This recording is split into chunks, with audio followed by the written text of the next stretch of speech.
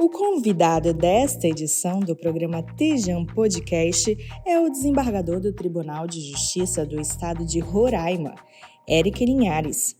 Natural de Manaus e com um extenso currículo, Eric Linhares, em sua atuação enquanto magistrado, ainda como juiz, esteve à frente de projetos de grande impacto social e com reconhecimento nacional, dentre os quais o de Justiça Itinerante, voltado ao atendimento dos povos indígenas da região amazônica.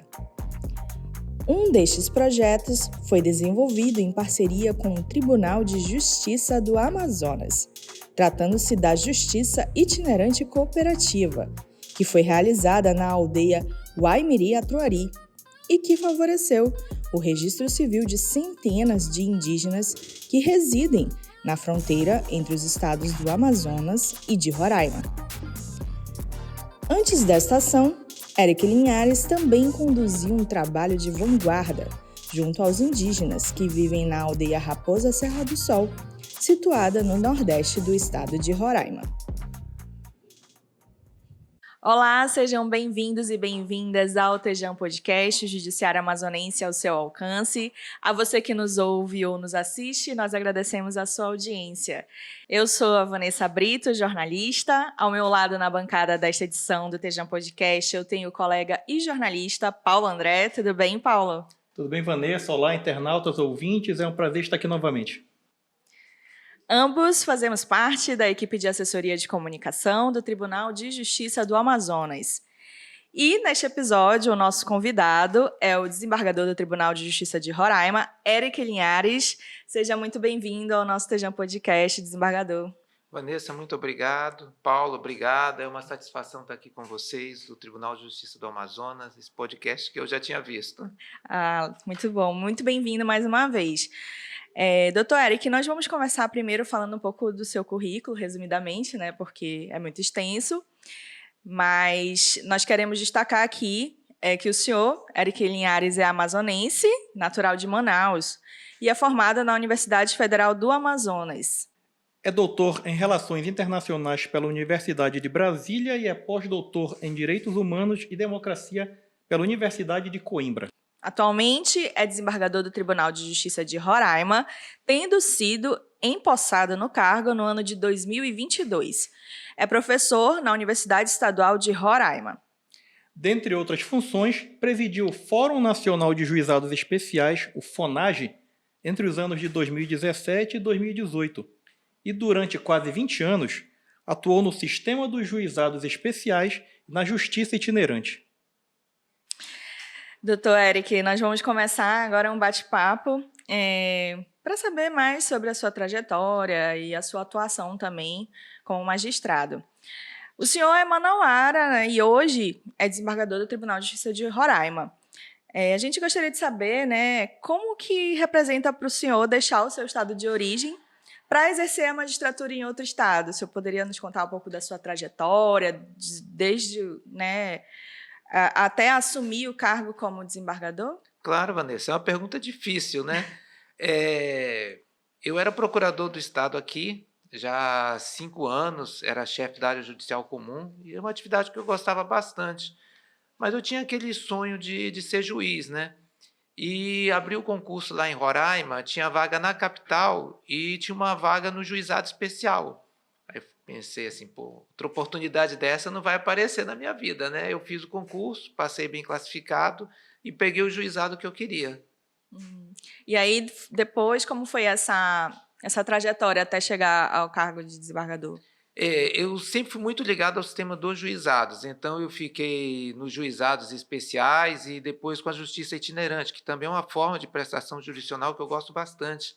Eu acredito que a magistratura tem que estar mais próxima das pessoas. Então, esses sistemas diferenciados de prestação jurisdicional, que nem juizado especial, justiça itinerante, onde a gente consegue ir onde as pessoas estão e consegue ver a realidade e adaptar a lei à realidade, esse sistema eu acho simplesmente sensacional. Então, a minha carreira toda foi nos juizados e na justiça itinerante, até chegar ao tribunal. Certo. Doutor, em Roraima, como frisamos na leitura do seu currículo, no início do programa, o senhor atuou por muitos anos no projeto de justiça itinerante, você acabou de falar agora há pouco, né, também. Mas para quem não conhece o projeto, para qual público ele é voltado, o Justiça Itinerante é voltado? E como o senhor avalia o impacto social desse programa? A justiça itinerante é uma coisa assim fora de série, porque ela inverte a lógica de funcionamento. Qual é a lógica que a gente tem? A pessoa tem um problema para resolver, vai para o fórum. Mas tem gente que não consegue chegar ao fórum, ou por falta de informação sobre seus direitos, ou por dificuldade de acesso, ou até por desconhecimento sobre como buscar seus direitos. E a justiça itinerante, ela inverte isso, é o judiciário que vai para as pessoas. Quando eu comecei na magistratura, uma colega lá, a Tânia, hoje é desembargadora também, ela era colega de juizado e começou a me chamar para itinerante.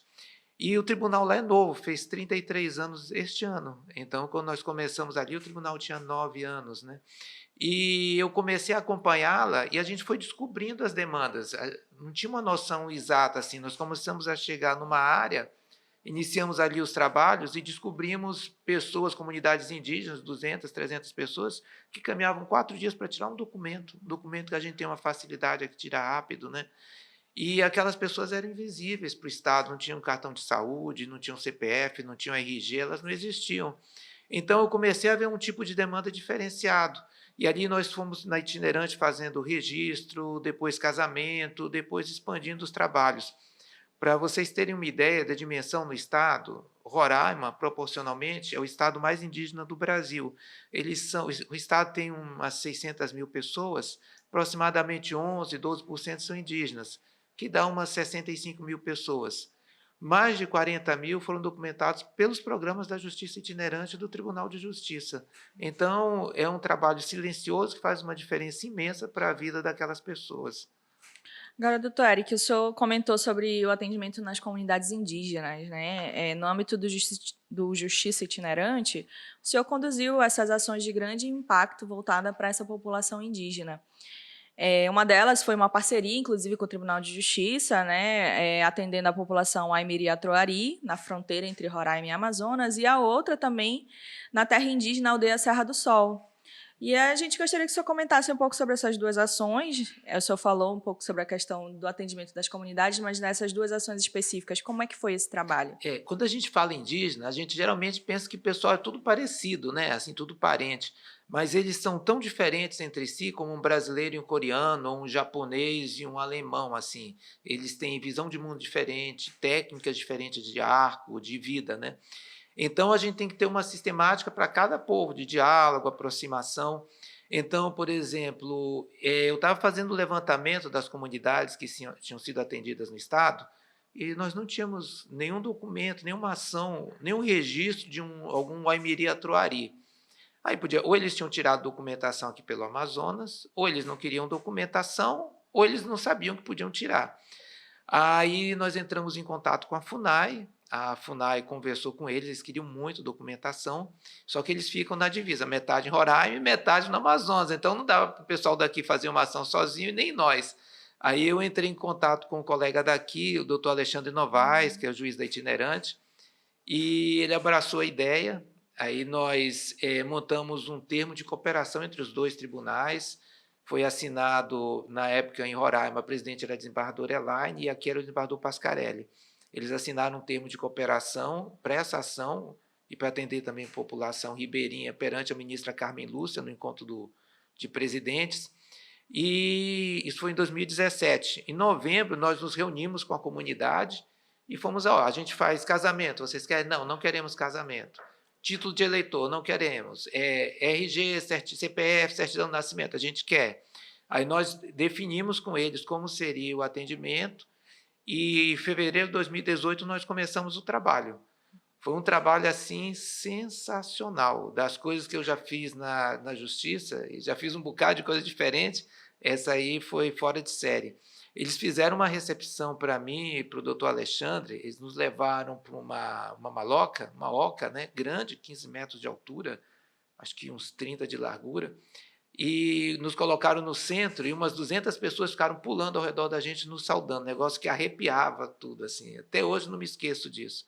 Das homenagens que eu já recebi na minha vida, essa foi a mais diferente, a mais emocionante. Sim. E o trabalho na aldeia Serra do Sol também foi semelhante ou é diferente? A Serra do Sol ali são os ingaricós, é um pouco diferente, mas também é Uhum. uma sistemática muito parecida de Uhum. atendimento à população indígena. Nós fizemos esse trabalho quando estávamos aproximando as duas equipes, que a gente tinha que descobrir como os tribunais vão trabalhar juntos, né? Sim. Aí a equipe daqui foi lá fazer umas visitas e nós viemos também. Eu vim para uma ação da itinerante aqui em Altazes. Uhum. Aí nós fomos pensando como ia trabalhar junto, porque a ideia a gente tem, agora na prática tem que ver como é que vai funcionar, né? E com muito diálogo nós conseguimos construir um negócio, uma engrenagem que funcionou bem. Depois nós fizemos itinerante para atender a população ribeirinha na divisa entre os dois estados.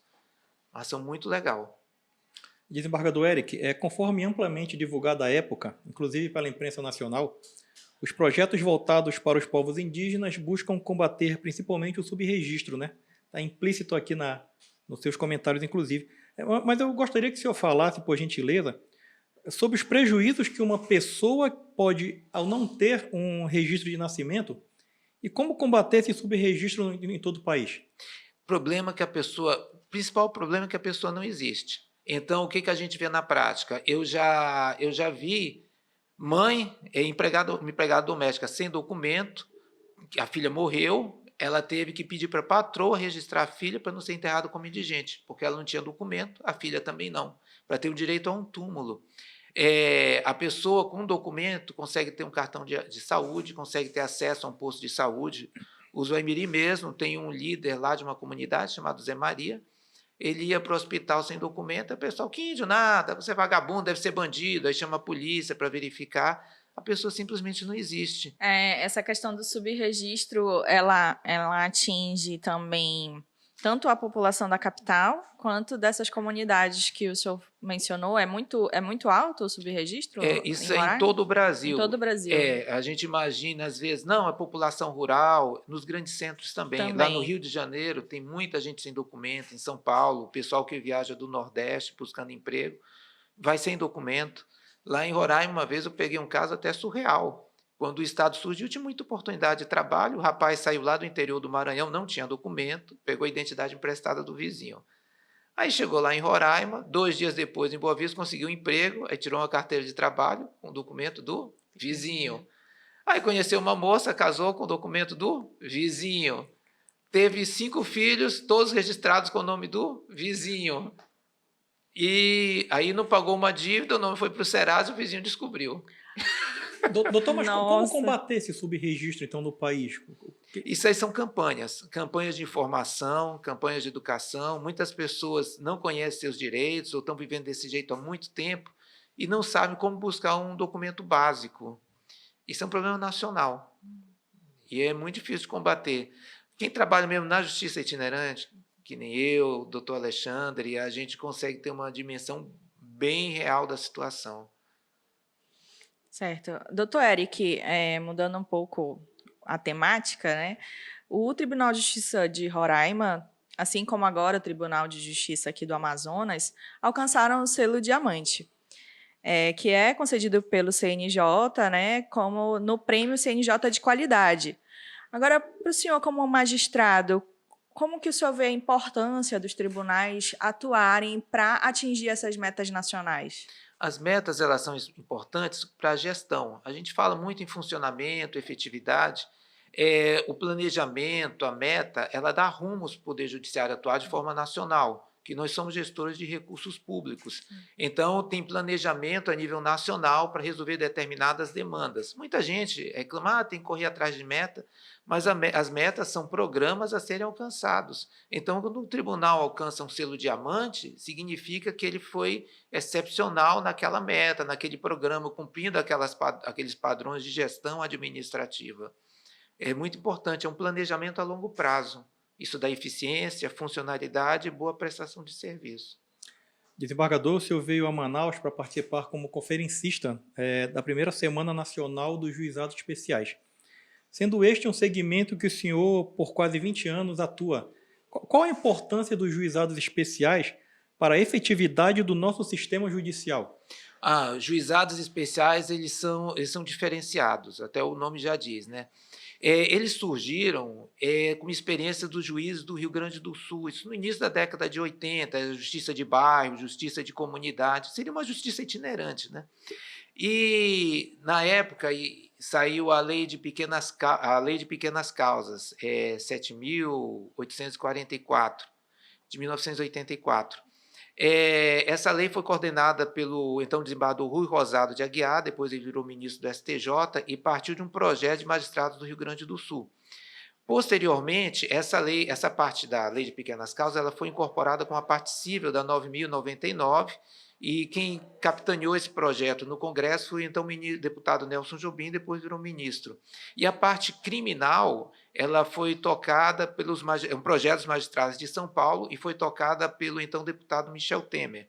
Então, houve uma junção dos dois projetos e eles foram revolucionários. A parte civil ela foi focada no processo simples, oral, assim, muito dialogado, e com uma estrutura voltada para a autocomposição, conciliação, transação. E a parte criminal ela foi absolutamente inovadora. Nós tivemos um direito penal negocial que até hoje sou estranho para as pessoas, suspensão condicional do processo, reparação de danos, transação penal. Então, a lei, em qualquer sentido, ela foi revolucionária. E na parte final da 9.099, ela fala sobre juizados itinerantes, como uma forma diferenciada de prestação jurisdicional. E essa ideia do judiciário mais próximo das pessoas, resolvendo o problema do cidadão, além de legitimar o poder judiciário perante o povo, ele dá uma resposta mais rápida para as demandas da população. Então, o juizado especial, para mim, é uma coisa assim fora de série. Você pode destacar mais esse trabalho que o senhor faz de intercâmbio com o doutor Alexandre Novaes? O doutor Alexandre é um parceiro assim, diferenciado. Existem alguns magistrados bem vocacionados para a justiça itinerante no Brasil, e ela é desenvolvida em alguns estados, Roraima, Amazonas, Rondônia, no Rio de Janeiro, e esses juízes todos se conhecem. E o doutor Alexandre ele tem uma visão peculiar. A gente trabalha, às vezes, com dificuldade, com incompreensão, as pessoas não sabem o tipo de serviço que é feito, os próprios colegas na justiça itinerante. E ele sempre vai com todas as dificuldades, monta o processo, atende a população, fica lá até terminar. Então, para aquele pessoal que está sendo atendido, aquilo ali é uma coisa excepcional. Então, juizado, justiça itinerante são irmãos, né? Eles são serviços fora de série. E o doutor Alexandre é um amigo muito querido, é um magistrado dedicado, vocacionado, um exemplo de juiz. Doutor Eric, falando ainda um pouco sobre os juizados especiais, o senhor poderia falar um pouco para os nossos internautas e ouvintes sobre quais são as demandas que geralmente a população ela pode procurar nos juizados especiais, procurar resolver nos juizados especiais? Olha, nós temos um leque grande no juizado. O artigo 3º da 9.099, ele fala demandas até 40 salários mínimos, sendo que até 20 salários mínimos, que é um bom valor, né? A pessoa pode postular sem advogado. Então, o grosso hoje são questões de consumo no sistema dos juizados especiais. Problema de uma compra de um produto que não chegou, uma passagem aérea, uma passagem de ônibus. O grosso da demanda é essa. Certo.